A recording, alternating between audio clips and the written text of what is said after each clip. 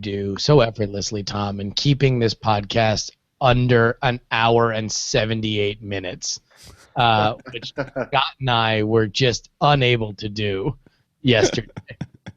You guys did fine. What are you talking about? It wasn't that bad. No, it was a million years long because I'd made normally if I make plans after I do DTNS, I'd be like, all right, well we're starting at 1:30, we'll be done by like 2:30 or so, and so I made plans with Brett, and then 3:30 rolls around and I'm like, well I'm done now with my 2-hour podcast. No, we had it published by like 2:45. I feel like.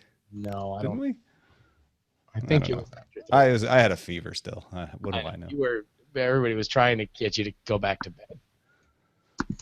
I've never seen Tom more on the news than when he was like sick in bed. It was kind of fun. Like I didn't know. have to actually I didn't have to actually think about it. I could just write it and make other people say it. I totally get the producer vibe, Jenny. It was so brilliant when Justin just picked up that Tesla thing. I was like, it works. It works. Yeah, no, that was fun. I hope Tom continues to follow this career path so I can hire him as a producer for one of my shows. I thought you were going to say, you hope I keep getting the flu. Oh, no, God, no. Listen, I think the audience can tolerate a Tomless day. An extended Tomless period, I think, would be a riot, a revolt. Yeah, I remember that time. It was really painful. You remember those 3 weeks last year? Yeah. Right. Checking our last time I checked, we were over the halfway mark to day 6.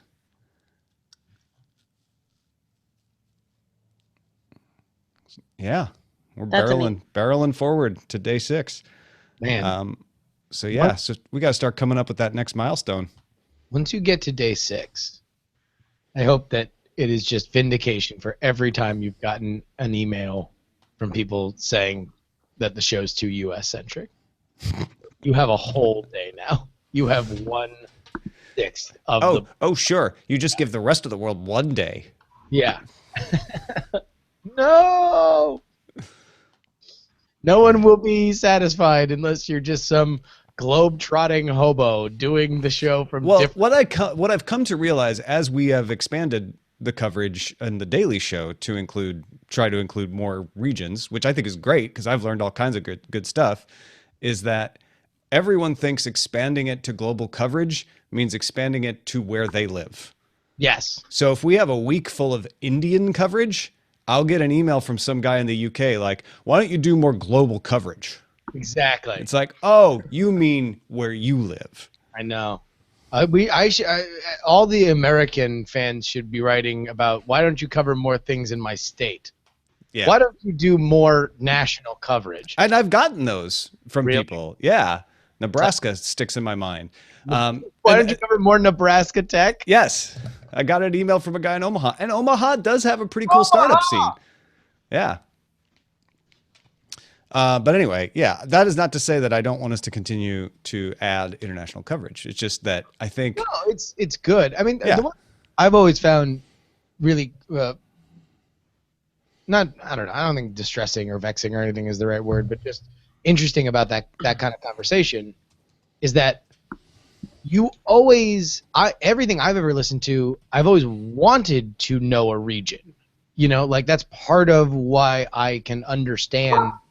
the show is like, oh, this is a show that's made out of LA, out of New York, out of Chicago, out of London, out of some other part of the world, and to try and pretend like that's not a thing is fine. Now, if you want to say, hey, I'm a guy in LA that's covering tech news that is obviously California centric, also looks out toward the greater world, then that's cool. But you're always your identity, and yeah.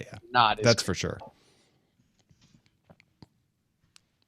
All right, Dan, I'm sorry we're going to be a little late waiting for Veronica to reboot. No worries. Her computer took a long time to reboot. Typical diva behavior by Belmont. I know. Typical diva behavior by her computer, actually. Yes. Veronica totally fine. No, that's what I refer to her computer as. Her computer is called Belmont. Steve's Veronica, the computer's Belmont. All right. Wow. Maybe we should buy Veronica a new computer. Guys.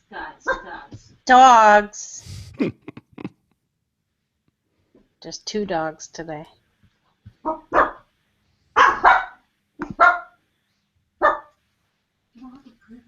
Well, I think that's a fair point, but you have to realize that bones are a stereotype. Yeah. I know the dogs want to get in on the podcast. They want to know about Big Dog Tough. Mm-hmm. Justin just shook his head. No, I'm Oh, look at that. Veronica Belmont. Yes. You made it back. All right. You We're ready to alive, go? it looks like. We are. Cool. Here we go. Do you struggle to get everything you plan all done in 1 week? Do you sometimes wish you had an extra couple of hours? Or maybe another day? We here at the Daily Tech News Show think the same. And with your help, we can add an extra day to your week. dailytechnewsshow.com/support. With your help. Day 6, coming soon. This is the Daily Tech News for, I don't know what day it is. I was out sick yesterday. Thursday, February 11th, 2016. I'm Tom Merritt. Joining me today, Mr. Justin Robert Young, who normally joins us on these lovely Thursday shows. How are you, Justin Robert Young? Oh, I'm doing fantastic. Good to have the heavy yoke of hosting lifted off my shoulders and returned to its rightful owner. No, you and Scott Johnson manned the ship with fine fiddle yesterday. Thank you so much for doing that. Well, you know, I've been known for my fiddle. Your fiddle's pretty good. Yeah. Another person who has great fiddle is Veronica Belmont, who is also joining us today. How are you, Veronica? I'm fantastic as long as my connection holds up. Yeah. I'm having some issues today, so we'll see how that goes. We hopefully got all the issues out pre-show because we want to get to our conversation with Dan Patterson, senior writer at Tech Republic, who is also joining us audio only because he lives in the far distant corner of the world known as Brookline. Fettle.biz. Dan's been covering the election for Tech Republic, not in the horse race capacity, right? But in the how is tech being used capacity. Yeah, right. Looking at the trends of big data, social media, and cybersecurity and how they relate to the horse race. So it is a heck of a lot of fun.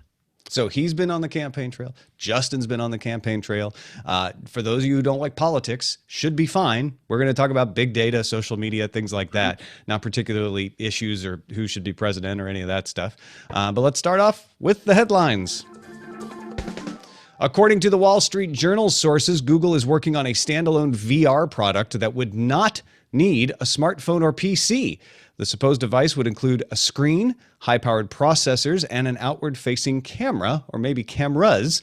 This would be in addition to a rumored improved cardboard model to compete with Samsung Gear VR. So 2 different models potentially coming out of Google there. And not at all surprising either, for me at least. Well, the self-contained device without needing a PC is pretty cool. That's very cool, but they have been doing a ton of hiring in that space as well, so you Sure. figure if they're going to go big, they're going to go super big. So no, but I think right here is where you kind of see the divergent paths for VR products. You are seeing something and have limited movement within it, right? But you can turn your head and get a fuller view, like those delightful videos on the Discovery VR app. Delightful. Brian Brushwood. Or you have what you're seeing with the Vive, which is you're moving around in space and you have a greater exploration of a virtual world as opposed to just putting your head on a swivel. I think that's where Google can very much differentiate themselves at a lower price point than what the Vive is going to come out at. What a time to be alive. As part of a patent licensing agreement, Acer will pre-install Microsoft apps on select Android devices starting the second half of 2016. According to PC World, the software bundle includes Word, Excel, PowerPoint, Outlook, OneNote, OneDrive, and Skype. Microsoft announced today that it has now partnered with 74 hardware vendors in 25 countries to bundle its apps with Android devices. Very cool. Bloatware, though? Like, it's not bloatware if you want it, right? We would never call the phone app bloatware, even though it comes preloaded. But is Microsoft Office bloatware? I guess it depends on how easy it is to get it off the phone. Well, or if it provides some kind of value, that it's not quite ubiquitous like the phone app, but Microsoft's done a lot of acquiring with a very apps that I use all the time, like Sunrise and Wunderlist, and I love Sunrise. those into their products. So maybe they're hoping, hey, look, yes, we're paying for the privilege of meeting you first, but these are things that people like. I think if you have to remove it, it's bloatware. But Dan, what do you think? Where do you fall on the bloatware scale? I think if it's marketed as, hey, look at these features pre-installed. So if you have, maybe not quite Luddite parents, or for, for work that's not the enterprise, it could be, hey, here, go load this up with your Microsoft stuff and you're good to go. You don't have to worry about any complicated App Store business. If it's not marketed that way, it just seems like a nice little B2B arrangement that is business. Yeah. And with 74 hardware vendors doing this, Microsoft has turned its patent licensing regimen, which is how they're getting these deals, into making every Android phone that isn't a Nexus practically become a Windows phone. I love it. They're like, well, Windows Phone didn't work out for us, so why not Android? It just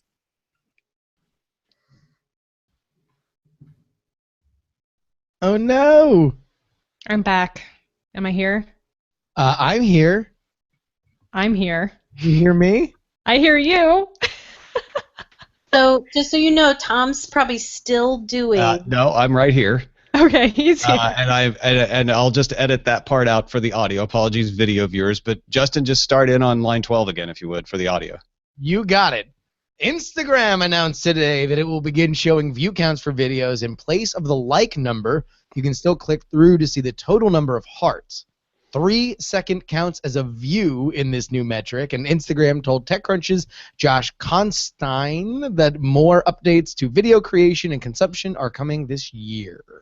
Wow, I didn't hear about that until just now. That's very interesting news, I think, for them. They're really trying. I mean, they only do 15-second videos, but they're really trying to get creators to move from places like Vine, that do even shorter videos, over to Instagram.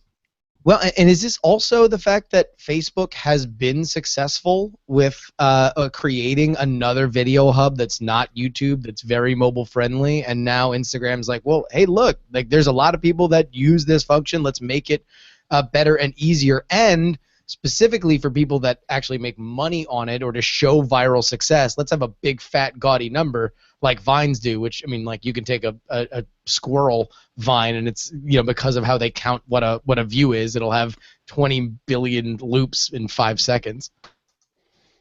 Yeah, it's definitely good for metrics, for sure.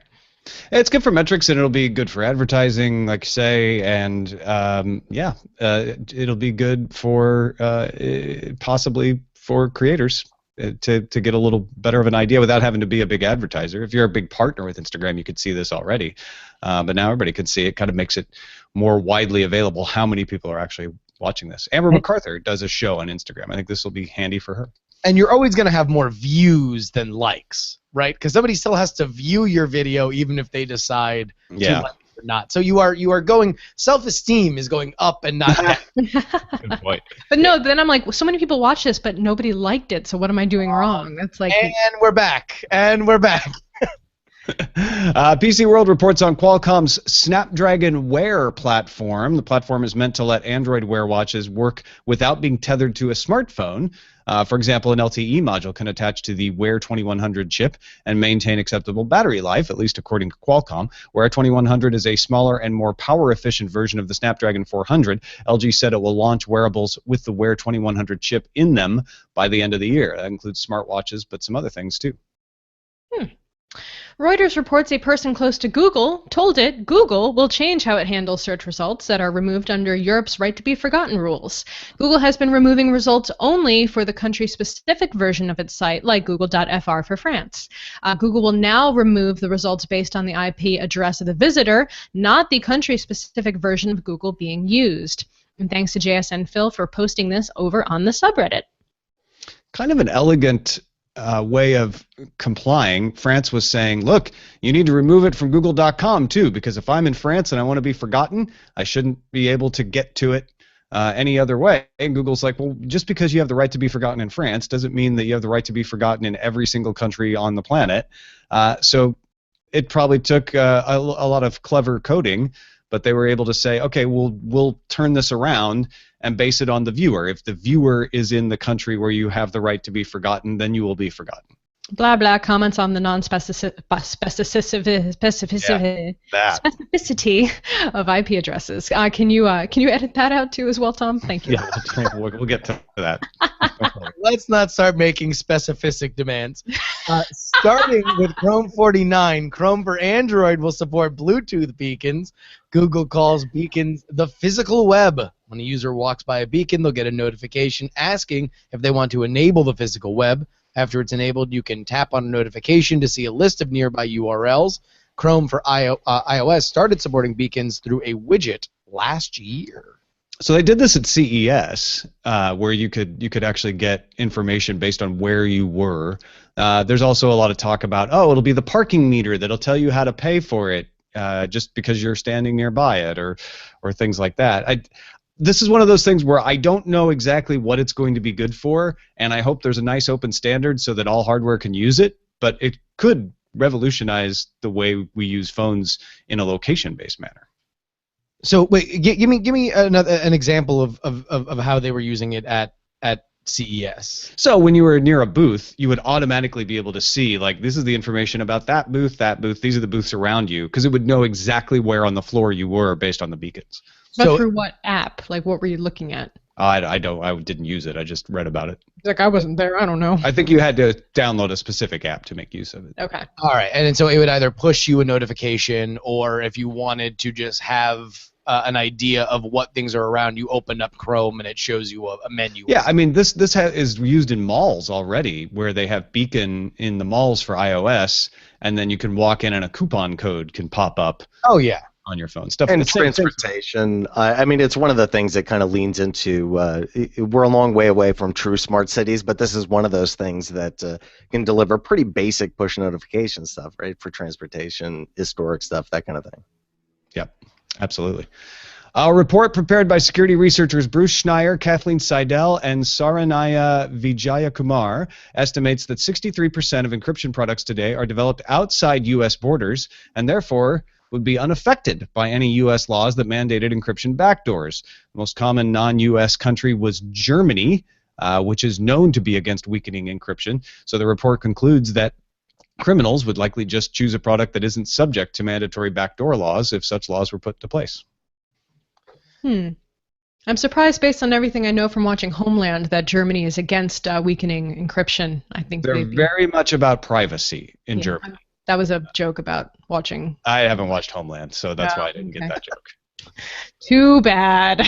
But this is again, Bruce Schneier, he's going on full guns these days with these reports, pointing out why weakening encryption is not actually going to help you. This is the second study to come out in the last few weeks to point out that if you weaken encryption, you don't make it harder for the criminals. You generally don't make it easier to track down criminals or prevent any criminal activity, but you do reduce the security of people who use the products.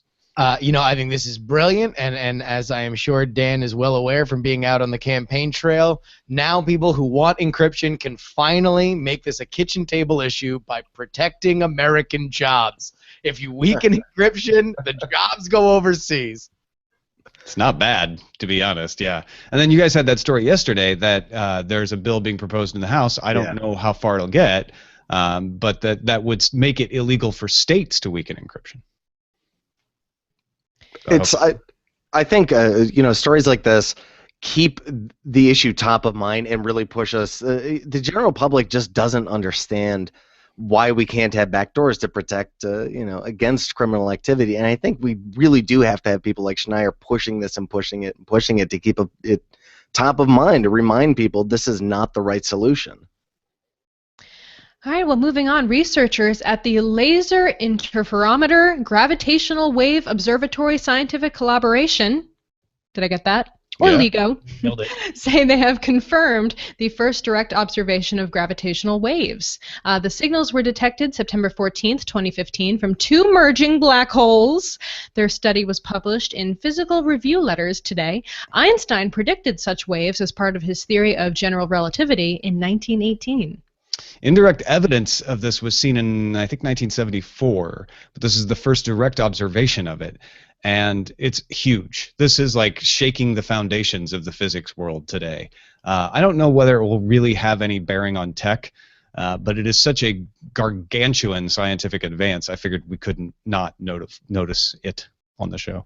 Not to mention, easily the biggest, like a century old called it for Einstein. So big ups to Al. Yeah, He's like, well, "Mic and drop." he said that he didn't think anyone would ever be able to prove he was right. So it Yeah. actually also proved him wrong while proving him right.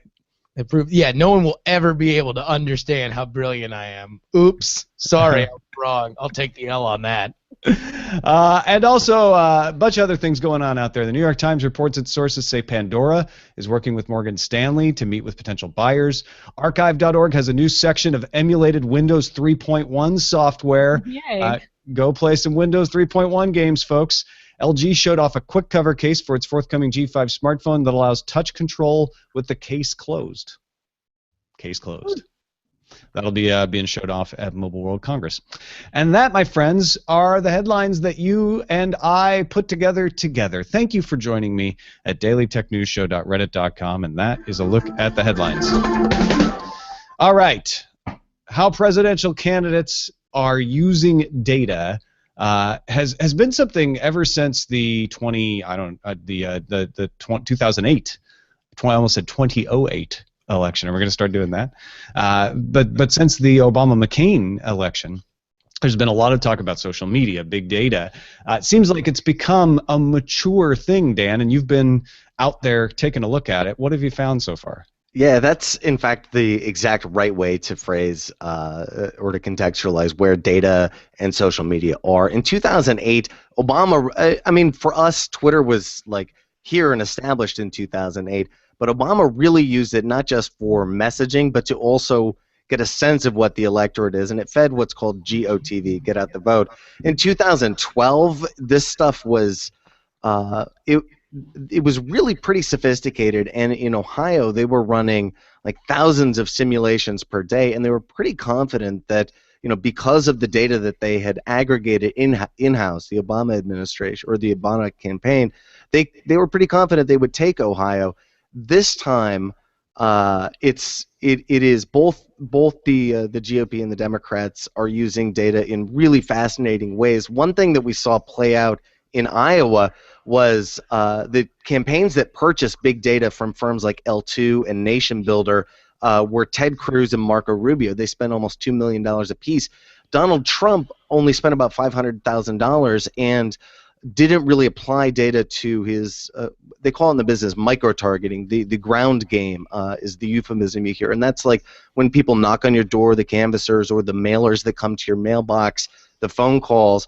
All of that stuff is really, if you have good data, it's really, really unique. The language that's used in the mailers or the language that the phone call people will use is kind of tailored to your demographic and psychographic profile, and it's aggregated from both social media stuff as well as voter information that's provided by those firms I mentioned a moment ago. Really fast. It's like the metagame of politics.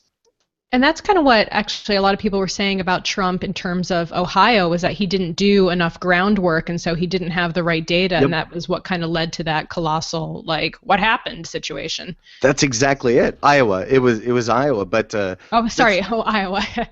but that's exactly right. That they were, and then they attribute that in New Hampshire to, they kind of got their act together and said, okay, we need a good ground game and we need a good data game, and they spend money on that, and lo and behold, they really, no pun intended, trumped the competition. Well, I think one of the things that people don't realize is this data is coming from visiting websites. Yeah. They are buying data from Google. They are buying data from Facebook. They're putting Google Analytics on their pages. So that Facebook thing you hear about where it tracks you around the internet, if you visited one candidate's website, then all of a sudden Facebook is going to be tracking you and delivering that data to that candidate everywhere you go. It is so that's exactly what we're looking at with Tech Republic. Again, it has nothing to do with the horse race of the politics, but it's retargeting that you just mentioned, right? The marketing world we've been doing these innovations for a long time in tech marketing, and the campaigns have kind of got hip to that. Well, and just to give people a sense of exactly what this means on the ground, there was a great article in USA Today that followed a Ted Cruz canvasser, and to try and just give a brief primer to explain why this matters.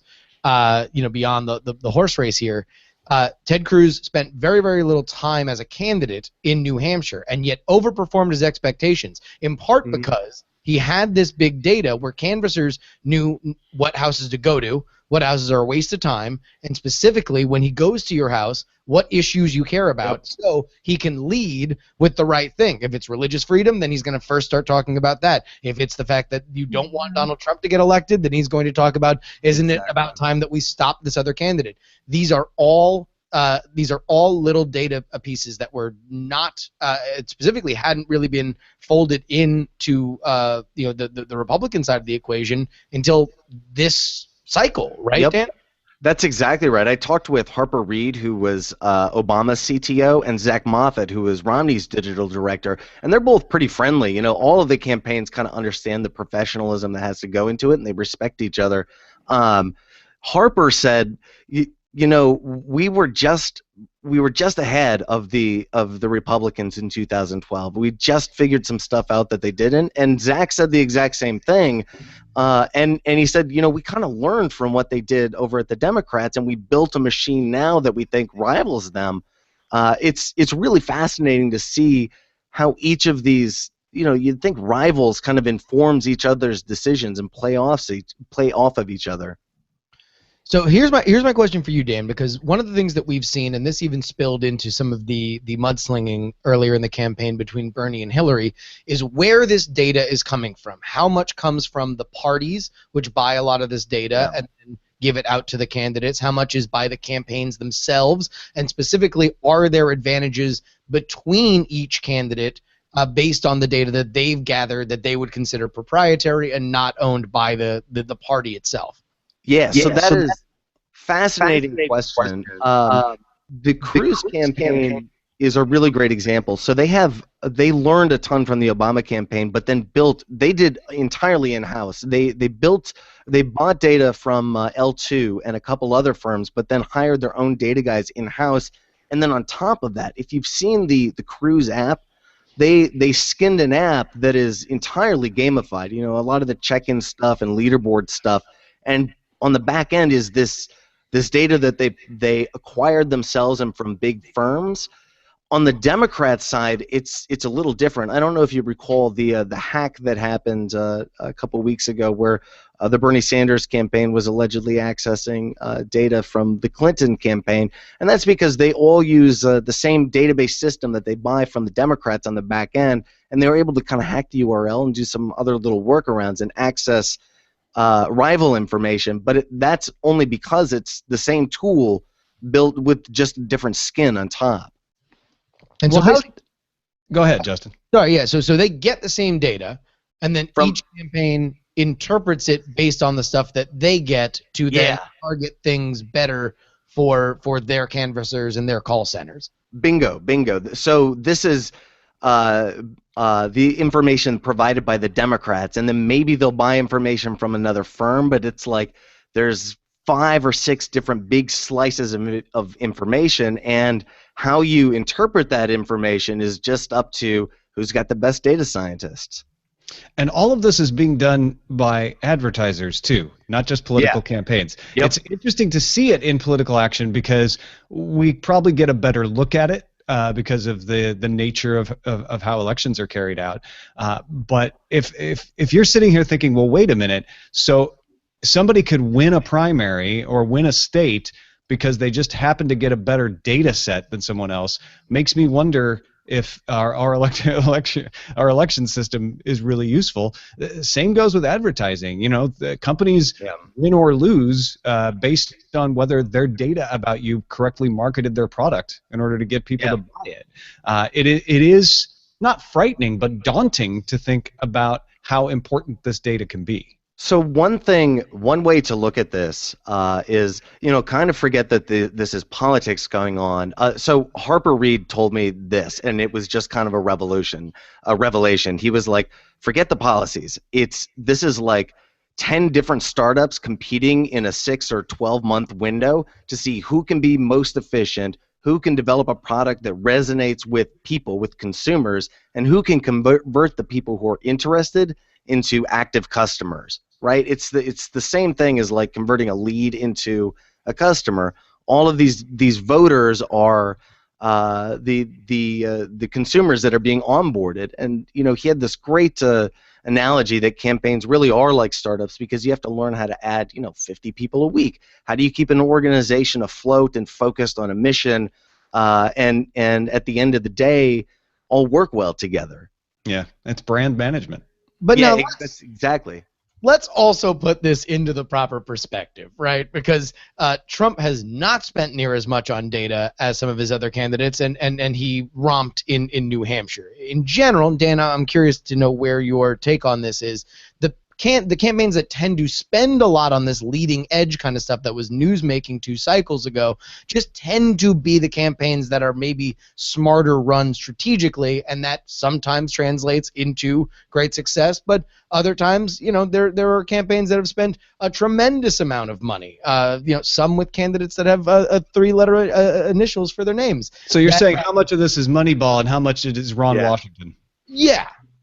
Man, that's a heck of a good question. What have you seen on the ground? I mean, you've really been talking with people and in the campaigns. I mean, that's a really good question, and I think maybe this year we could prove or test some theories. I guess here's the thing, is that the Ted Cruz campaign has rightfully so gotten a lot of attention for how much they spent on data. But when I went to their headquarters, they also had the most organized call centers. And that is about as ancient of a way of getting out the vote as anything since the invention of the telephone. So I think that this is a good indicator of people who have a plan and they want to execute on it. I don't know if it's the end-all, be-all. I mean, it's like analytics in baseball. It's just, right. You're smart, you're doing it, but it's not a guarantee that you're going to bring success in. I think you're dead on. All right, folks. Well, if you want to find out more about the kind of data that's being used, how social media is used, Dan's got a 3-part series going on at techrepublic.com. We'll have a link to, I think, part 2, episode 27 of your podcast in there in the show notes. And keep an eye out for that. Let's get on to our pick of the day. Kevin, in that key state of Ohio, his pick is the program GreenShot, available at getgreenshot.org. It's a lightweight Windows program that lives in the taskbar, can be mapped to the print screen key, and does all the standard capturing, region, window, full screen, plus allows for quick annotating. So you hit the print screen button, and then you can add text, arrows, highlighting, etc., as well as sending and saving the resulting image. Kevin says his favorite feature is its ability to directly OCR text from the captured image using the Microsoft Office document imaging infrastructure. So you can capture an image and then turn it into Word text right away. With about 3 clicks, any text I see on the screen can be copied to the clipboard, even if that text is not selectable. Send your picks to us, folks. Feedback at dailytechnewsshow.com. You can find more picks at dailytechnewsshow.com/picks. Joe from D.C. wrote in telling how Washington, D.C.'s metro system used to run automated trains until an accident in 2009 caused by the failure to maintain sensors. He says, my biggest fear about self-driving cars are not when they first get on the road, but when they are in their 10th year. Many people don't maintain cars well. Long-term maintenance will be important if there is a true driverless car with no way for a passenger to stop the car. I could imagine an incident where a car drives through a crowd of people without stopping due to some kind of sensor failure. This would probably put an end to self-driving cars, at least ones without a driver behind the wheel. I totally disagree. For this reason. If you have self-driving cars and you put more of that experience into an automated process, then you are also talking about the idea that, hey, either this car is going to drive itself to a mechanic, or it will refuse to go if it deems itself unfit to drive, if it doesn't hit some kind of a metric within it. And at that point, if you're looking at trying to hack your car to drive in an unsafe way, then you're already taking steps that make you a terrible, unsafe, awful driver. And I think, too, that we have to kind of assume that a lot of self-driving cars, at least in my perfect world, we're not actually going to really be owning the cars ourselves. So there's probably a situation where a lot of these cars will be going back to their hangar at the end of the night to get maintenance and to be checked up. And as Justin said, they probably won't function unless they are at peak capacity. Well, and I think that's the key, right? Because you could argue that, well, even if only a few people own them, and then only a few of the people who own them don't properly maintain them and ignore the warnings, as soon as you have one cause an accident and kill somebody, there's going to be an uproar. And that's what Joe was saying, is in D.C. they had these automated trains, and the reason the crash was not as bad as it could have been is because there was a driver in the car who took over and hit the brakes. Sadly, he died doing that, but he saved lots of lives. And since then, they have not allowed the trains to continue to be automated. So what amount of safety reassurance do we have to give people in order to make them understand the first time there's a fatality involved with a faulty self-driving car that we don't just throw the whole thing out the window? Well, I think it's hard to put into perspective, too, because if you think about the number of fatalities and injuries caused by person-driven cars and then compare them to what will potentially be the deaths and injuries and fatalities on self-driving cars, I mean, there's still going to be a huge discrepancy leaning towards more people are going to die by people-driven cars overall. Yeah. But that's true, but it's always about perception. More people die in cars than airlines, too. Mm-hmm. But we have way more safety rules around airlines, and maybe that's why the airlines are safer. But there's a perception of danger there that we don't have in cars. Well, yeah, but in general, we also do have a higher threshold for how many people do die in automobiles in general. The reason why we are fixated on airplane stuff, beside it being technically a newer or more impressive technology, is that if one goes down, 300 people die. Right? Mm-hmm. That's a much larger situation. People are dying every single day as we talk, to bring a sunny and happy note to No, but it's true. From auto fatalities. Finally, in reference to the big Veronica and Patrick debate of 2016, Twitter edition. I like how you've been saving this for me. Patrick Beja wrote in and said, it seems the New York Times listened to the show and decided to jump in. Farhad Manju wrote a story called Twitter Could Save Itself, basically arguing two things. This is what Patrick learned from the article. I'm not the only one who thinks Twitter could remain important even without growth. Farhad Manju is more articulate than I am. He says, I can't summarize the entire article, so I'd recommend you go read it. But I believe he is more or less making the same point I was trying to make during last week's show. We all hope Twitter will keep getting bigger and better, but even if it doesn't, I'll keep using it, and many others will too. And essentially what he was saying is what Patrick was arguing, which is that Twitter might be at its peak, that may be as big as it needs to be. I haven't read the article, so this is unfair. So I don't have a good argument in place for what Manju said in the actual article, but I'll look into it, Patrick. Thank you for your input. Yeah. Go take a look at the article. We'll have the link in the show notes, folks, as well. And then, Veronica, when you're back, if you have thoughts about that, I don't even think it contradicts what you were saying, which is like, but the expectations are that Twitter is going to grow. Farhad agrees with that. He's like, yes, the expectations are there. He's saying maybe that's okay. Maybe the expectations are wrong. Well, I think after the call yesterday, I think people are maybe feeling a little bit better about the leadership over at Twitter right now, and that they are really saying that they are still focused on being these are things that happen in real time. That is what Twitter is for. Even though we have the new algorithm in place that will show you interesting stories at the top of your timeline, still primarily we are focused, and I'm sure all the people at Periscope are psyched to hear this, around live events and things, being on Twitter as they happen. So I think people are feeling a little more secure that they have this vision in place now, and the leadership that is going to stick to that MO. Well Twitter can't be Twitter and be in San Francisco and be a part of the community that it's in if you are not focusing on 10 years down the road, 5 years down the road. It's projections of where it's going to be. Read Farhad Manju's thing. Oh, no. Well, I mean, I'm just saying that there will always have those expectations. And we can all say maybe they shouldn't, maybe they could be better if they didn't, maybe they should set their sights in a different place. But that will just always haunt them. It's part of the culture they're in. It's never going to look good to have your monthly active users go down. You know, like that's never going to be like that's never going to. Also, this is a little bit of the press jumping in and finding a way to make the news worse. We don't do that. They said that's what we're doing. We're creating a narrative. Around it. Don't create a narrative. Just tell creating a narrative. The SMS, when you take out the SMS users, suddenly the users went down. It's like, well, okay, maybe that is significant. Still SMS users? And it is 2000, 2008. SMS users went up. I think that's actually more interesting than the fact that monthly active users that don't use SMS went down. Like maybe there's an opportunity there. And it is very comforting to know. I would like to know that Twitter itself has a sense of what it would like to be more than I care about a fluctuation in numbers. Purpose is important, and leadership that follows that purpose is important. Exactly. Well, if you want to follow the narrative that is Justin Robert Young, you need to go to twitter.com/Justin R. Young because he can't stop himself from launching podcasts. No, I got a new one. Me and fellow Daily Tech News show contributor Scott Johnson are going to launch a podcast that I have been excited about this concept for a very, very long time, and finally it's going to be a reality.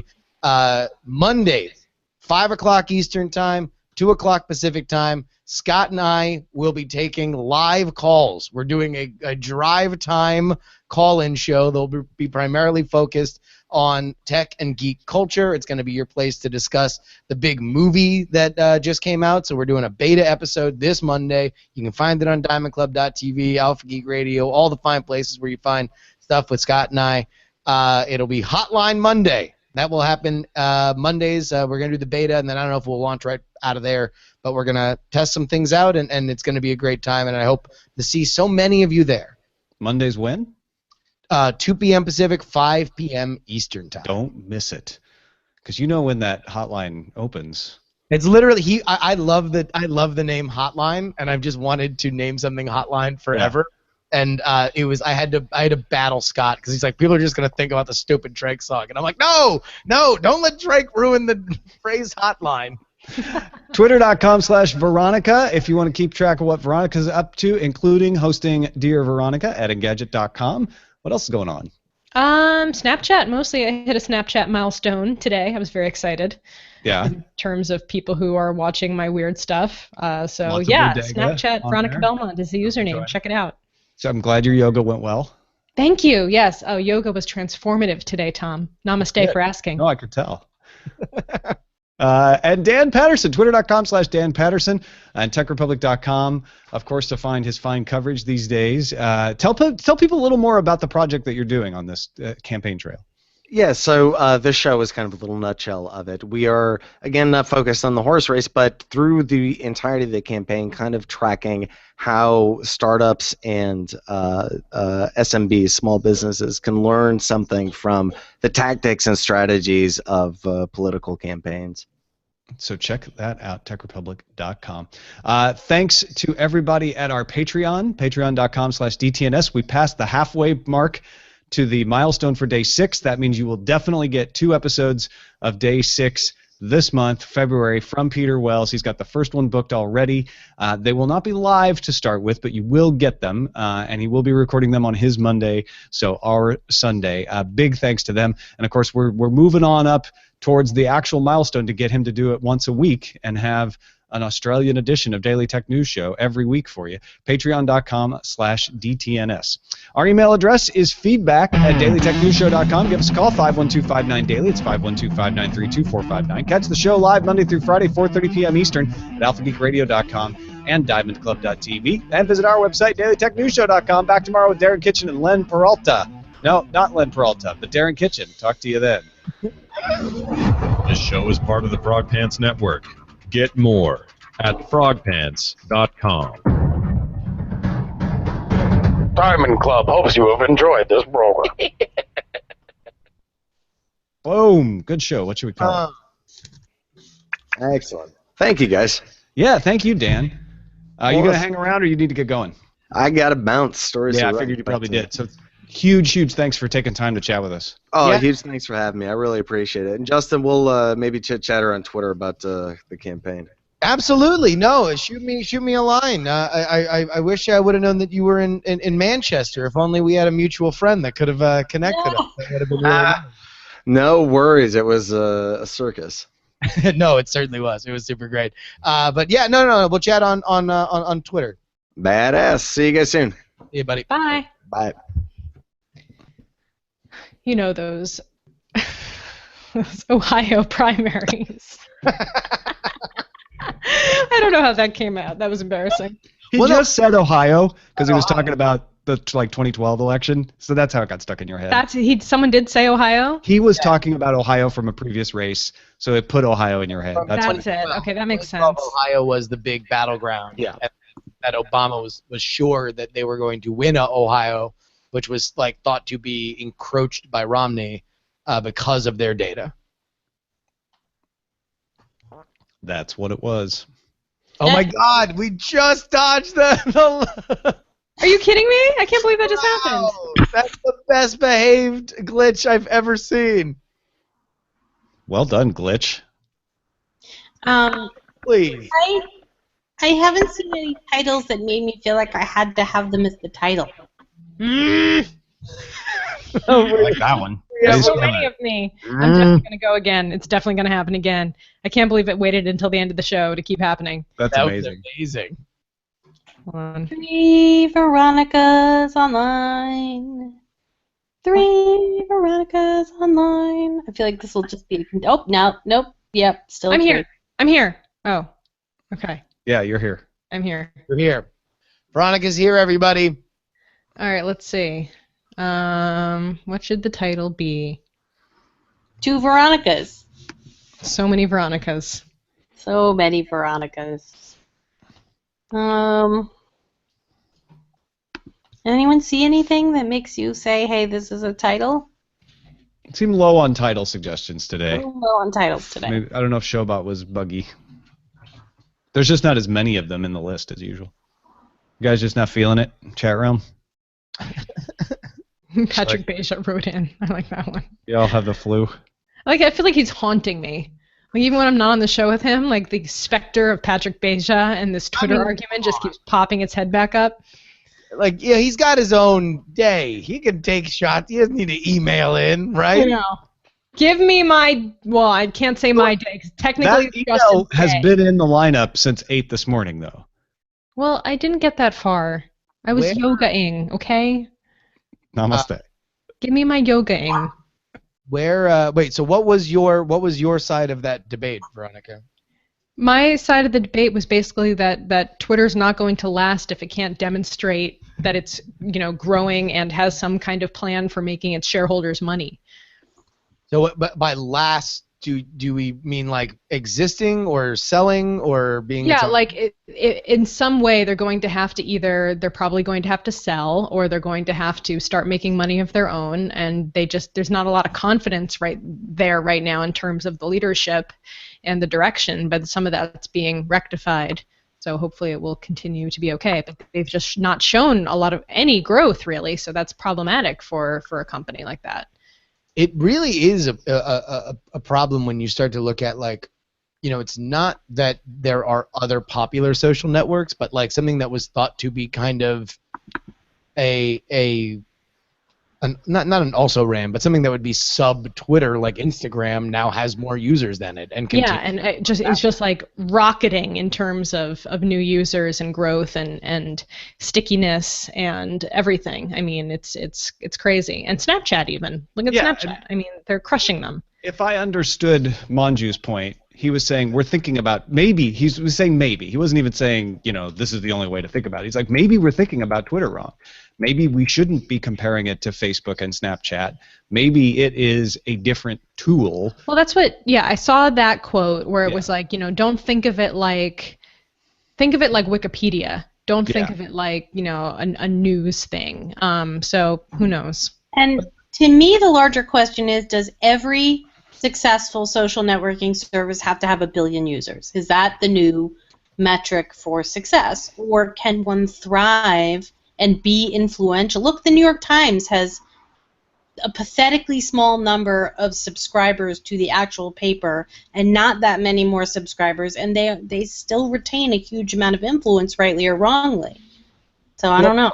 No, I think we're getting a couple things confused. In like, is it the end of our discussion if Twitter sells, right? Because if Twitter sold to another organization and was just allowed to kind of do what it does and cater to its users and try to expand its base, then I think that can happen forever. I think that Twitter can be Twitter as it is now forever. Now, is Twitter as a company, is their future tied to being bigger, better, more?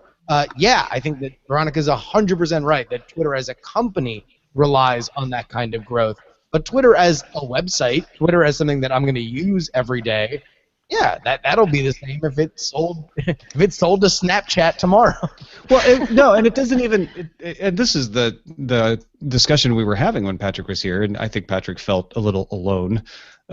Is that even if it stays as an independent company, it only has to keep growing if it wants to be a stock market superstar.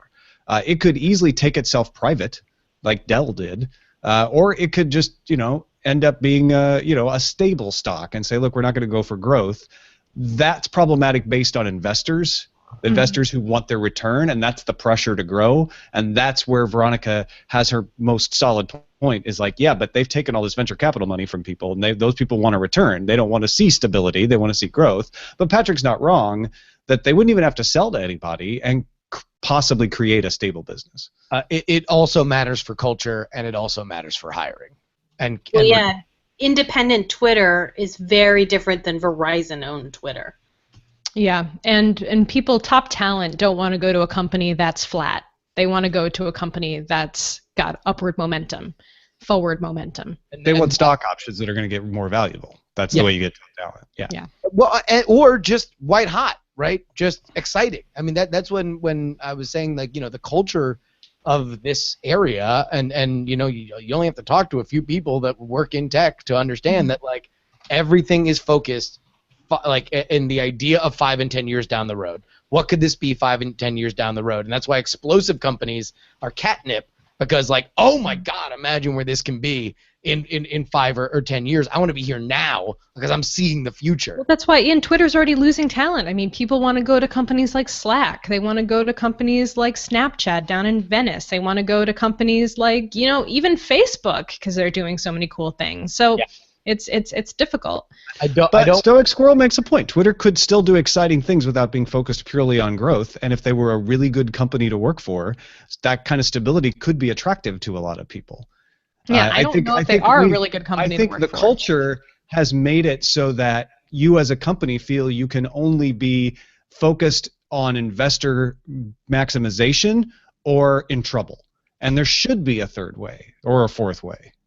Yes. I don't know if that has the big office right on, in Soma, and I don't know if that has the same hiring pattern that Twitter has. All right, fun fact, blind item. I don't want to name the company, but there is a company that everybody knows that has a visualization on one of their boards, on one of their monitors in their headquarters, that has a graph of Twitter's stock price next to applicants for that company from Twitter. Mm-hmm. But that is perfectly natural in that culture. And their applicants, people who are applying to this company. Well, I was exactly right. What I just said is exactly right. So that is larger than the culture of that one company that is crowing about it. That is industry wide. I think what we have between Patrick and Veronica are two different approaches. Veronica is describing reality and saying, this is reality. This is what is happening. And Justin, that's what you're doing too, saying, no, look, this is the culture. This is what happens. This is what people value. Patrick, I think, is being more idealistic and saying, but it doesn't have to be that way. Especially because he's outside Silicon Valley, so he can say, yeah, but why? And I come down on the side of what should be, which is, yes, if there was a way for a company to declare itself this is not the right analogy, but a company that is for social good versus a company that is for growth is one way to think about not having to always please shareholders. Is there another way to quantify something like that and say, okay, we are not for continued stratospheric growth per se. We want to be this, not quite social good, but something else. Patreon's done a great job of saying, hey, look, we're gonna raise what we need to raise, to keep this going and grow it, but we want to have people that are brought in that have previous experience funding the arts, that understand that this is not a gigantic growth thing, that if Patreon doesn't, we're not going to have it turn into a virtual currency distributor in 5 years if we don't show explosive growth. Right. Not going to be pressured to go public. I think like that's something that has set their expectations. But let's understand when we say, oh, you don't need to grow, like what that means. That means that they don't have the same features that other social networks might. Now, granted, insert bitching about the fact that they don't have an edit feature and their abuse reporting is horrific, right? But they don't have the leeway to do Periscope, right? They don't have that kind of flexibility. Now it looks more like Wikipedia, so let's think about it like Wikipedia. Or Craigslist. Wikipedia's got their hand out every year looking for you that's not a fair comparison, though, because you can have a for-profit company that doesn't go out and put their hand out, like Patreon. Okay, so and that's probably unfair. But what is like, look at Craigslist and Wikipedia. They had the same design for the last how many years, right? And they probably ain't never going to change. Why? Because the aesthetics of how it looks and how it functions with you, the user, is lower on that list of priorities when there's works. money to go around. Or they don't change it because it works, and they're not always changing things just to stimulate some kind of growth. That's the problem Facebook had in its early years, was like, we have to change, and people kept bitching and saying, stop changing things. No, but I mean, listen, there is I think that it could be reasonably said that there is something beyond never changing and adding common sense things that make your user experience better. And I read, by the way, that entire Twitter book. Remember the one by the guy who was at the Times? Nick Bilton. Hatching Twitter. Nick Bilton, right? That guy. And that book was very detailed about the culture at Twitter, and from that perspective, that is the thing that is probably causing investors worry more than numbers, right? Because that was a climate of like, we made a thing by accident and we don't know what to do with it. Like that was the message of that whole book, was like, look at this thing we invented as we were pivoting. And I think that is actually the most valid concern about Twitter as a company, because it's been good by accident rather than by design. No, that's a really good point, because you can be Amazon and keep your profit margins razor thin, and the investors will grumble, but you're a successful company, so they're not going to revolt. You can be an Apple and keep that cash pile huge and not buy back any stock for decades, and the investors will grumble, but they won't revolt because Apple's bringing them value. Twitter, I think, it's not just about growth, it's also about that vision. And I think, I can't remember, Veronica, if it was you or Justin that said this, because I don't see gender. Is that we actually got from Dorsey an idea of what Twitter is for the first time in a coherent way yesterday. And one of the things that I really liked that Farhad Manjoo said in that article was that now I forgot what he said because I saw Veronica drop out and it distracted me. But it was a very well-written article about basically saying, like, no, it's gone. My really excellent point just disappeared. And I know what it was. My point is that when you look at Twitter, and this was in the Farhad article, it looks like code to the uninitiated. It doesn't look like something that you could easily pick up. If you just read a straight-down Twitter feed, it's full of all these weird @replies and half of a conversation, but where's the other half? And I can see a reply to something that Tom Merritt has said like 3 hours ago, but not the thing Tom said. And like, that is not the way that the human conversation goes naturally. And so it is a higher barrier to entry if you didn't get in on it from the beginning. And that was a point. That was a good point for Farhad's article, and I think a good point overall in terms of like, hey, let's fix the design of this and how we see it. So, whatever. Yeah. Well, I think we can all agree to disagree. No. No, I refuse. I think we're all basically agreeing just on different things. Oh, yeah, no. I don't think. Isn't that America well, right I there? think we can all agree that Patrick's wrong. Oh, God, you're going to get more emails. Kidding. Listen, his argument has the right to be forgotten. From someone in his country. Yeah, Yeah. based on the IP address. He does not have First Amendment protection, by the way. No, he has Finnish protection right now, whatever that is. Are we finished? No, we're Swedish. No. That never gets old. No, we're hungry. All right. Yeah,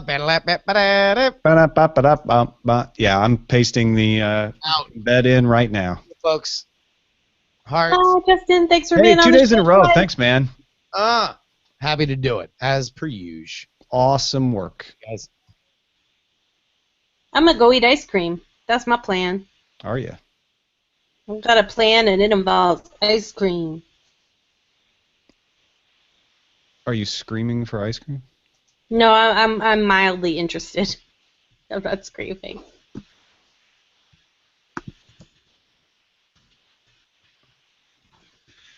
All right. Sounds like I didn't screw up the publishing because I'm not having a fever anymore. Good job. That's good. Oh yeah, it looks like Google Plus went down.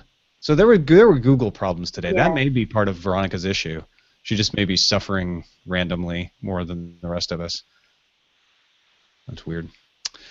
All righty then. Thank you all for watching. We'll talk to you later.